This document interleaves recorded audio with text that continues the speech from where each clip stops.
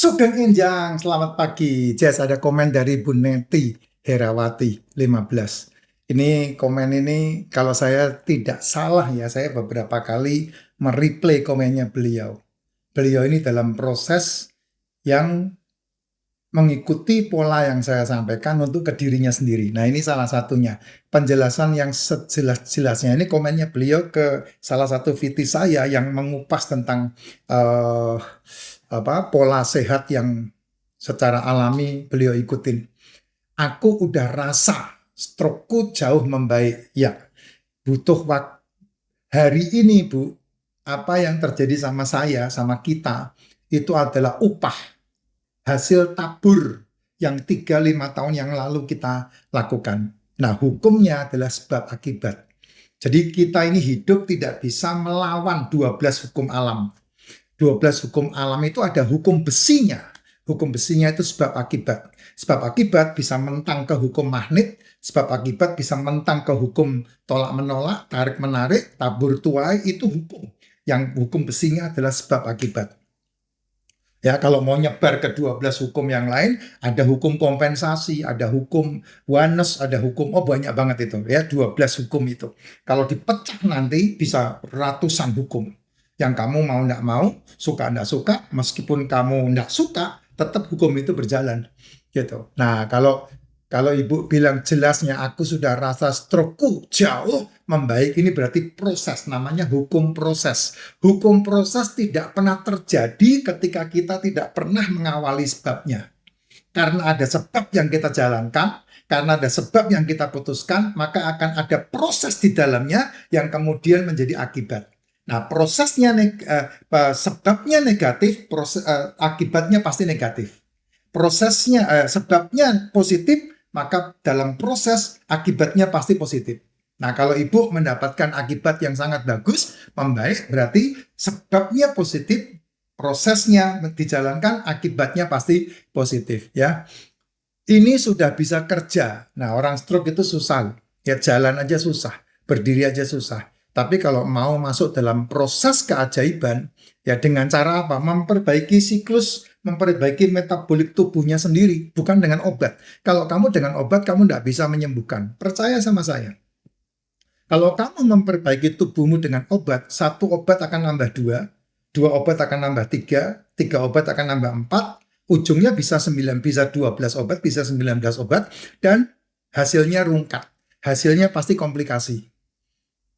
Kok bisa begitu, Pak? Iya, karena tubuhmu itu adalah sebuah fungsi yang digerakkan dalam metabolik. Ya, bukan mobil yang diperbaiki part of part-nya. Makanya kalau kamu bermasalah dengan hipertensi, kamu pergi ke obat, maka kamu dikasih obat hipertensi. Nanti nambah lagi, ada obat yang berhubungan dengan kolesterol, kamu di statin.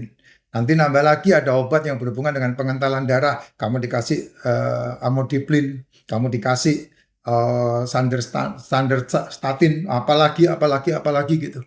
Nambah terus, dan itu tidak menjawab permasalahan. Tapi kalau kamu memperbaiki fungsi dari tubuhmu, caranya gampang banget dan murah banget, dimulai dari stop makan malam, dimulai dari stop makan pagi. Nah, kalau saya ngomong begini pasti pada protes. Ya kalau yang punya lambung, ya kalau kamu tidak punya lambung, kamu udah mau diar duluan, Jess. Ya, justru lambungnya ada di dalam tubuhmu, itulah yang harus kamu jaga. Di dalam lambungmu ada asam lambung. Asam lambung itu jangan pernah satu kali pun kamu usik. Artinya jangan pernah kamu satu kali pun obat-obatin asam lambung itu. Karena asam lambung itu pintu gerbang pertama yang membantu kamu untuk mensortir yang namanya bakteri, racun, virus yang ada di dalam makanan yang kamu makan. Dimatikan di situ.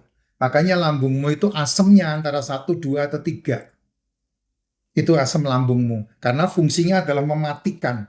Walaupun ada beberapa bakteri yang tidak mati, dia bisa lolos ke usus. Makanya kenapa orang bisa kena tipes, makanya kenapa orang bisa kena keracunan. Itu karena apa? Karena dia asam lambungnya suka diobat-obatin. Sehingga asam lambungmu kecolongan. Kalau asam lambung saya jos banget. Karena tidak pernah disentuh. Ya, ke waktu 9 tahun yang lalu diobat-obatin. Saya sempat minum-minum yang dikasih waktu itu. 3 tahun loh saya obat-obati lambung saya dengan prasol-prasol yang oleh-oleh itu belakangnya tulisannya. Setelah itu saya tahu, saya berhentikan semua. Saya tidak mau. Lah untuk proses perbaikan itu tidak sakal saknyat. Kamu butuh waktu yang panjang. Itu sebabnya ketika saya ketemu dengan orang-orang yang mules, orang-orang yang mengatakan dirinya kena emah, orang-orang yang mengatakan dirinya lambungnya perih, saya selalu bilang minum. Minum yang terbaik adalah ya racikan macin. Karena yang dibutuhkan sama lambung itu mineral. Yang dibutuhkan sama lambung itu vitamin. Yang dibutuhkan sama lambung itu adalah asam amino. Yang dibutuhkan sama lambung itu adalah asam lemak, bukan OBAT. Gitu. Nah itu cara mentreat lambungmu. Sehingga kalau kamu mengobat-obati lambungmu, ya pasti kamu akan kena yang lain. Nah, biasanya orang-orang yang sudah mengalami lambungnya di OBAT, nomor satu yang paling gampang adalah dia mengalami kebas. Tubuhnya gampang kebas.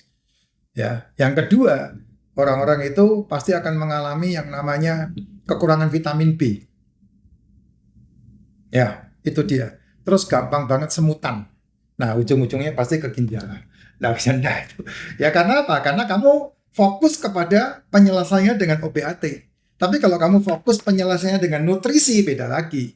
Kamu mengenutrisi tubuhmu. Gitu. Makanya saya kan bilang, yang terbaik dalam sebuah kehidupan kalau kamu menjalani treat untuk kesembuhan, tidak makan malam dan tidak makan pagi. Kalau tidak makan malam itu kan tidak bisa ditawar. Itu sudah wajib. Jam 6 sore itu harus selesai makan. Tujuannya apa? Supaya maksimal jam 10 kamu udah istirahat. Kok bisa begitu Pak? Iya, lambung kosong itu setelah 4 jam. Jadi jam 6 sore kamu selesai makan, jam 7, jam 8, jam 9, jam 10 lambung kosong kamu bisa istirahat. Tapi kan fakta di lapangan, kalau malam lambungnya kosong, cari makan, itu masalahnya. Yang dicari apa? Pasti nasi goreng, pasti martabak, pasti yang manis-manis, gitu. Nah itu yang membuat pankreasmu jebol. Kenapa ya? Karena ketika kamu makan jam segitu, pankreas akan bekerja lagi. Yang harusnya pankreas istirahat untuk menurunkan gula darah. Nah, dari jam 10 kamu berhenti, lambung kosong, jam 11, jam 12, jam 1, jam 2. Jam 2 ini insulin kan harusnya turun. Tapi karena kamu makanin lagi, ya tidak ada istirahatnya insulinmu. Nah, itu yang membuat kamu mengalami masalah demi masalah yang tidak pernah berhenti dengan tubuhmu. Sehingga hasil kerjamu ujung-ujungnya 20 tahun kamu kerja, tabunganmu, depositomu habis untuk ngurusin ranjang termahal di muka bumi. Suka nggak suka? Itu proses yang kamu harus wanti-wanti dalam hidupmu. Kalau kamu nggak percaya omongan saya, kamu buka matamu. Kamu naikkan jendelamu.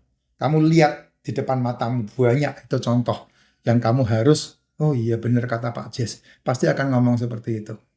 Ya, saya ngomong begini loh, nggak ada untungnya. Dibenci ya, untungnya buat saya enggak, kecuali kamu beli racikan Makjin. Ya, kamu juga enggak bayar konsultasi sama saya. Kecuali kamu beli racikan Makjin, nah itu tabungan buat saya untuk membantu orang-orang sekeliling saya. Nah, kayak gitu. Ya, kalau Bu Neti ini mengalami stroke-nya semakin membaik, udah bisa kerja, ya puji Tuhan luar biasa. Itu keajaiban yang Ibu ciptakan sendiri.